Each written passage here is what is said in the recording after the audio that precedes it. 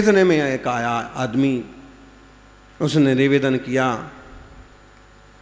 बड़ा कृपा होगी, 15 दिन के लिए समुद्र के जहाज पर जा रहा हूँ, टूर पर जा रहा हूँ, कमाई करने जा रहा हूँ, ऐसी कृपा रहे कि हमारा व्यापार अच्छे से हो और समुद्र की यात्रा अच्छे से हो, कहीं जहाज को तकलीफ ना हो।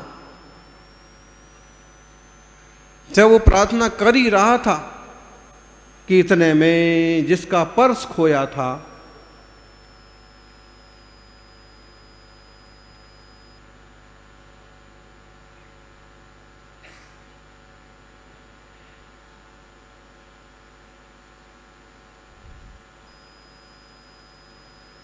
वो आ गया और साथ में एक पुलिस जवान को भी लेके आया कि मेरा पर्स यहां कहीं खोया है। और यहां आके देखा तो उसने कहा पक्का मेरा पर्स यहीं खोया है।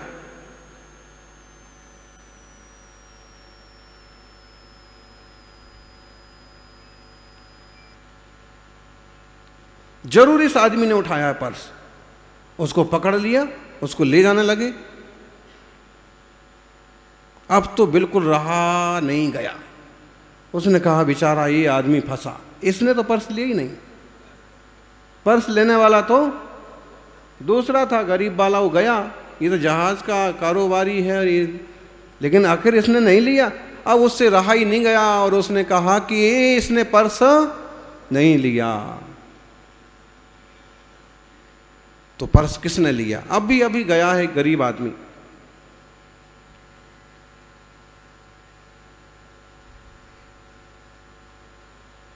और भागे बाहर दौड़े तो देखा कि सच में पैसे की खुशी में एक आदमी बहुत उछल रहा है, कूद रहा है और कुछ चीज़ें खरीद रहा है। उसको पकड़ा, तेने पर्स लिया। उसने कहा साहब मंदिर में मिला, पर्स भी छीना और 2-4 डंडे भी लगा दिए। अब किस्सा ख़त्म नहीं हुआ। यहाँ पर दिन भर की यात्रा करके, जब रिवर फ्रंट घूम करके, साबरमती आश्रम का चक्कर लगा के जब तक भगवान वापस आए, देवता जब वापस आए तो ये बड़ा खुश हुआ कि आज मैंने बढ़िया काम किया। आपके यहाँ रोज रोज लोग अर्जी लगाते हैं और किसी का कुछ होता है, किसी का कुछ नहीं होता। आज मैंने बराबर किया। एक किस्सा तो ऐसा पड़ गया कि पर्स लिया किसी ने था और पकड़ा कोई गया, मैंने बराबर फैसला करवा दिया। वो देवता बोले कि तैने सब सत्यानाश कर दिया। मैंने तेरे को पहले कहा था कि मैंने सब प्लानिंग कर रखी है, और तैने तो बोल बोल करके और सब काम बिगाड़ दिया। ये जो बहुत ज़्यादा निकात के कान कट्टू भगत होते हैं ना, ये बड़े खतरनाक होते हैं। और भक्त कब कम भक्त बन जाए ना, उसका भी कोई ठिकाना नहीं बनता। उसको ऐसे लगता है कि अब मैं ही सब कुछ कर रहा हूँ। अरे तैने सब काम बिगाड़ दिया। मैंने क्या किया भगवान? मैंने तो एकदम बढ़िया, जिसने चोरी की थी उसको पकड़। अरे मैंने ये प्लानिंग कर रखी थी इनके लिए। वो जो पर्स गिरा ना जिसकी जेब से, करोड़ों कमाता है, 2 नंबर का काम करता है। अरे उसका पर्स गिर गया, उसको कोई फर्क नहीं पड़ा, कोई फर्क पड़ने वाला नहीं। ये गरीब के हिस्से में पर्स आ जाए, ये प्लानिंग मेरी थी। गरीब आदमी के बच्चे खाते पीते महीना 2 महीना उसका आराम से निकल जाता, तूने सब पर पानी फेर दिया। और ये जहाज वाला भी अभी इसका जिंदगी शेष थी, और ये जहाज पर अब तूने इसको तो पकड़वाया नहीं। मेरी प्लानिंग थी कि ये पुलिस के द्वारा पकड़ा जाएगा और जेल में बंद हो जाएगा, जहाज पर जाने से बच जाएगा, क्योंकि ये जहाज पर जाएगा तो जहाज डूबने वाला है और इसकी जिंदगी पूरी होने वाली। अगर हम कर्तावाद की तरफ से बात करते हैं तो इस तरह की कहानी हमने आपको सुनाई कि कर्ता या किसी ने कोई प्लानिंग कर भी रखी हो, तो जब हम ज़्यादा बक बक करते हैं तो अच्छे काम भी उल्टे हो जाते हैं। इसलिए ज़्यादा बक बक नहीं करना चाहिए, ज़्यादा होशियार चंद नहीं बनना चाहिए। होशियार चंद और जयचंदों का क्या हाल होता है, इससे इतिहास भरा पड़ा। विवेक, बुद्धि, समझदारी, समाज का हित किसमें है? संघ का हित किसमें है? थोड़ा दूर तक का सोचना चाहिए। परिवार का हित किस में है? आपकी ज़्यादा होशियारी में परिवार ही ना टूट पड़े। कभी कभी अपनों को जोड़ने के लिए रुकना भी पड़ता है, झुकना भी पड़ता है और थोड़ा सा झूठ भी बोलना पड़ता है। जैसे सामने वाले ने कहा तो ये था कि वो गलत हैं, लेकिन जब आपसे सामने वाले ने पूछा कि उसने मेरे लिए क्या कहा था, और आप कहेंगे वो आपकी प्रशंसा कर रहा था, कितनी बढ़िया ढंग से चतुर्मास करवा रहे हैं, कितनी बढ़िया सेवा करते, क्या होगा? उसके मन में सामने वाले के प्रति जिसके प्रति नफरत थी, उसके प्रति भी मैत्री भाव का अंकुर फूट पड़ेगा। लोगों को जोड़ने के लिए, परिवार समाज को जोड़ने के लिए बड़ी समझदारी, उदारता की ज़रूरत होती है। आज एक छोटा सा सुंदर सा श्लोक हम आचार्य बादीराज स्वामी का ज़रूर लेंगे। भक्ति की शक्ति क्या होती है? बचपन में ही पढ़ते थे अपन, पहले दूसरे भाग में नमोकार मंत्र की जब कहानी पढ़ते थे तो उसमें एक जीवक की कहानी आती थी, जीवनधर स्वामी की। वो वाली कहानी 12 नंबर के श्लोक में पिरोई गई है। प्रापदैवं तौनुति पदैर्जीवके नोपदिष्टै पापाचारी मरण समये सारमे योपि सौख्यम क्वा संदेहो यदुपलभते वासवस्त्री प्रभत्वम जल्पज्जापैर्मणिभिर्मलैस्त्वन्नमस्कार चक्रम। लंबी यात्रा करके आए हैं जयपुर से, थकान तो स्वाभाविक है। यानी जब दिल्ली से अहमदाबाद की यात्रा करते हैं, जयपुर से यात्रा करते हैं और थक जाते हैं, तो 4 गति की यात्रा में कितनी थकान होना चाहिए। जिनवाणी बताती है 4 गति में जीव घूम चुका है और आज यहाँ आ गए, एक अच्छी जगह बैठे हैं। अब हमें क्या करना है? संसार बढ़ाना है कि संसार घटाना है? बैर विरोध बढ़ाना है कि बैर विरोध घटाना है? मन को साफ सुथरा कर लेना है कि और गंदगी का बोझ लाद लेना है? मौका है, चाहो तो दीपावली के अवसर पर महावीर स्वामी की तरह सारे कर्मों का कचरा साफ कर दो, सारी दुनिया को माफ कर दो, और चाहो तो दुनिया भर का कचरा और घर में लाके भर लो।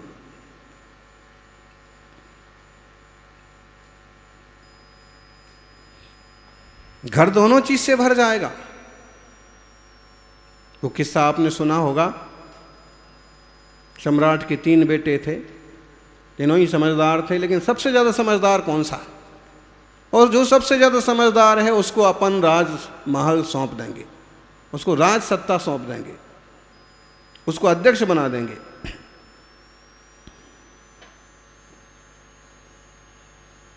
सबको दे दिए 100-100 रुपये, जाओ 100 रुपये में ऐसी चीज़ लेके आओ जिससे पूरा तुम्हारा महल, राजकुमार है, सबके अपने महल हैं। एक राजकुमार, बड़े राजकुमार ने विचार किया 100 रुपये क्यों खर्च करने का, 50 रुपये खर्च करे, कचरे गाली बाड़ी, अहमदाबाद का जो कचरा निकलता है इतना सारा, पहाड़ बन जाते हैं कचरे के। तो मैंने पूछा कि ये कौन सा पहाड़ है? तो लोगों ने बताया ये पहाड़ नहीं है, ये दिल्ली के लोगों की देन है, भारतवासियों का अवदान है देश के लिए। तो देखा मुफ्त की कचरे की गाड़ियां जा रही हैं, तो उसने कहा कि अरे कचरा फेंकने दूर तक क्यों जाते हो, हमारा घर भर दो, महल भर दो। सारा गंदी बाड़ा लिया, घर भर गया, 100 रुपये खर्च भी नहीं हुए, मुफ्त में भर गया। दूसरे राजकुमार ने सोचा क्या भरें, वो लाया बलून, गुब्बारे, वो गुब्बारे भर भर के घर भर दिया। तीसरे राजकुमार जो थोड़ा सा धर्मात्मा आध्यात्मिक था, गुरु के पास गया, कहा कि ऐसी ऐसी बात है, इसके पीछे कुछ तो रहस्य होगा। राजा साहब ने, पिताजी ने 100 रुपये दिए हैं और कहा है कि घर पूरा बनना चाहिए, आप कोई रास्ता बताओ। गुरु ने कहा बेटा परीक्षा की घड़ी तुम्हारी है, तुम सोचो, बैठ जाओ इस दीपक के सामने विचार करो। और जैसे वो दिमाग बैठा दीपक के सामने विचार किया, अचानक से दीपक को देखते देखते, रोशनी को देखते देखते ख्याल आ गया कि इसी तरह की रोशनी अगर कर दी जाए तो महल रोशनी से पूरा भर जाएगा। थोड़े से दीपक खरीदे और 5-7 रुपए में बढ़िया महल जगमगा गया। राजा साहब परीक्षा की तिथि पर देखने आए, देखा कि बड़े वाले ने तो भर तो पूरा रखा है, लेकिन दरवाजे के अंदर जाने की भी हिम्मत नहीं होती, ऐसी दुर्गंध आती है। समझ में आ रहा राजकुमारों क्या भर रखा है? अंदर आने की हिम्मत ही नहीं पड़ी। राजा ने बाहर से देखा और कहा इतनी भी अकल नहीं है। दूसरे के यहाँ गए तो देखा गुब्बारे हैं, सजावट अच्छी है, लेकिन फिर भी कुछ कुछ जगह खाली है। तीसरे के यहाँ गए तो देखा कि दीपक जगमगा रहे हैं और पूरा भवन लाइट से भरा हुआ है। फिर भी राजा ने पूछा कि बेटे तुमने तो कुछ किया ही नहीं, देखो उसने क्या भर रखा है, उसने क्या भर रखा है, तुमने तो कुछ नहीं। उसने कहा पिताश्री, ज्योति से ज्यादा और कोई चीज महत्वपूर्ण नहीं है। प्रकाश से पूरा भवन भरा हुआ है और ज्ञान से पूरा मन भरा हुआ है। किसी ने ज्ञान से मन भर रखा है, प्रकाश से मन भर रखा है, और किसी ने वासनाओं से भर रखा है, और किसी ने कसायों से भर रखा। आपने किससे भर रखा है, कभी विचार करो।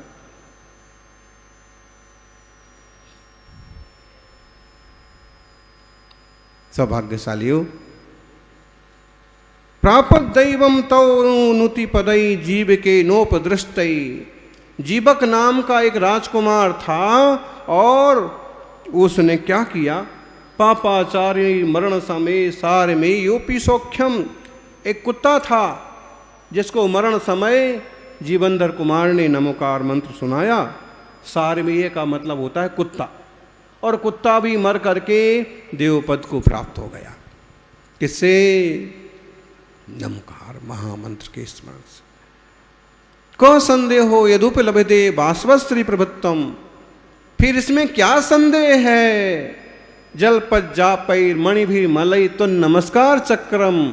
जो आपको नमस्कार करते हैं, जो आपका नाम लेते हैं, जो आपके नाम मंत्र का जाप करते हैं, वे अगर इंद्र की विभूति को पा जाएं तो इसमें कोई आश्चर्य नहीं है। एक कहानी गूंथ दी इसमें, पूरी कहानी आपको मालूम होगी कि दीबंदर कुमार अपने मित्रों के साथ जा रहे हैं और तभी एक जगह यज्ञशाला में देखा कि कुछ पंडे लोग कुत्ते को पीट रहे। उसकी गलती सिर्फ इतनी है कि भूख के मारे उसने उनके खाने पीने की चीज़ में मुंह लगा दिया। उसको इतने डंडे मारे, इतना पीटा, इतना मारा कि कहीं कहीं चिल्लाता चीखता आया और बाहर सड़क पर पड़ गया। सांसें ऊंची नीची होने लगी। जीवंधर कुमार ने देखा और लंबा लंबा छापा, लंबा लंबा तिलक, एक धर्मात्मा कहलाने वाली ऐसे दुष्ट, इसके प्राण भी नहीं समझते। 2 रोटी डाल देते, इतना सा खाने डाल देते, खा के निकल जाता। तुरंत उन्होंने संभाला, उसके सर को अपनी गोदी में रखा, नमोकार सुनाया। कहते हैं अंतिम सांसें गिनते गिनते प्रभु नाम मंत्र के जाप स्मरण से, नमो का श्रवण से कुत्ता देव पर्याय में देवता बन गया। जीवनधर चरित्र बड़ा गजब का है कथानक, बहुत सुंदर जीवन चरित्र है। पढ़िए, एक धर्मात्मा का जीवन कितना प्रभावशाली होता है। कुत्ता भी देव बन गया। भगवान, जब आपके नाम सुनने से, जिसने कभी नहीं सुना होगा, जिसे नमोकार क्या कहलाता है इसकी भी खबर नहीं है, केवल उसकी तरंगों से, केवल एक धर्मात्मा के स्नेह से और उसका जीवन बदल के वो देव बन गया। फिर मैं तो आपका रोज जाप करता हूँ, माला फेरता हूँ, स्मरण करता हूँ, मैं या कोई भी देवताओं की, इंद्र की विभूति को प्राप्त कर ले तो इसमें कोई आश्चर्य नहीं। भक्ति में शक्ति बड़ी बड़ी शक्ति है। आप भक्ति करो। प्लानिंग करने वालों ने प्लानिंग कर रखी है, आप प्लानिंग के चक्कर में मत पड़ो। आप तो अपना कर्तव्य करो, अपनी भूमिका निभाओ, तो सब कुछ अच्छा हो जाएगा।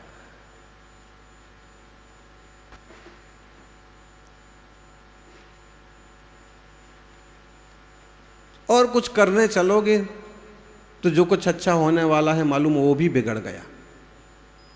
आपके हाथ में नमोकार के जाप हो, मुख में नमोकार का मंत्र हो, सुबह शाम प्रभु का दर्शन हो, फिर संसार के काम तो लगे ही हैं, करना ही पड़ेंगे, काम पर लग जाओ। दुगुना यश मिलेगा, चौगुना यश मिलेगा, जीवन चमन बन जाएगा। और देव पूजा, गुरु उपासती, जाप और सब छोड़ करके सिर्फ करता करता बन के चलोगे,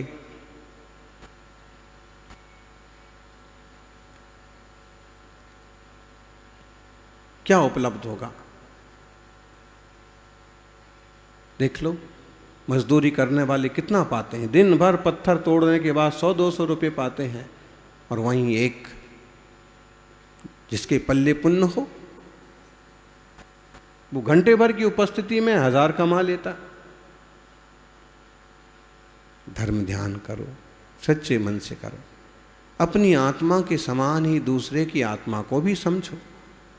जैसे आप सम्मान चाहते हैं वो भी चाहता है, जैसे आप प्यार चाहते हैं वो भी चाहता है, जैसे आप अपनापन चाहते हैं वो भी चाहता है, जैसे आप चाहते हैं कि मुझे कोई 2 मीठे शब्द बोले वो भी चाहता है।